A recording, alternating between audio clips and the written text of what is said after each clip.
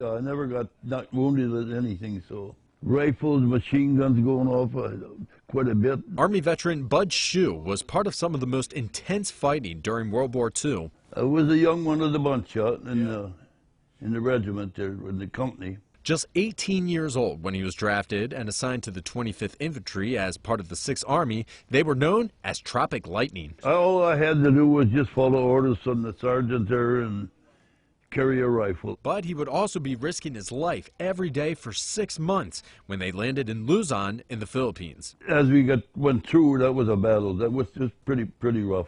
165 continuous days of non-stop combat with the Japanese, the 25th suffered more casualties than any other division in the 6th Army throughout that time. There was quite a few of them that we lost in battle there. I don't know how many, but I mean some good friends, you know. And for being just 18 at the time, he had never even shot a gun prior to his service, but was forced to pull the trigger on the enemy. Cried like a baby when I had to kill my first one. As you moved along, if you've seen them up in the trees or something, you'd have to blow them out and with grenades into their bunkers and stuff like that. And even though the 25th lost their fair share of men, the Japanese suffered a greater loss because of guys like Bud. The Japanese lost 200,000 troops on Luzon. So you can imagine where the blood was all flowing into. After leaving the line, the 25th prepared for the invasion of Japan. They told us right out that there was going to be 1 million casualties on the invasion because they were fortified all over the island.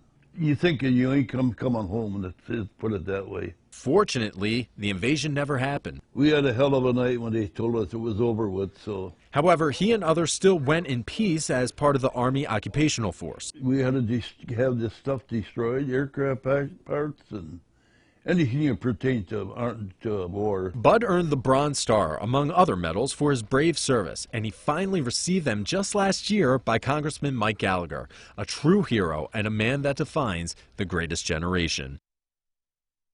That's an incredible story. Thank you, Bud, for your service. Don't forget, if you know someone who you would like to nominate to be featured in our Hometown Heroes segment, just shoot me an email at nate.stewart@wearegreenbay.com.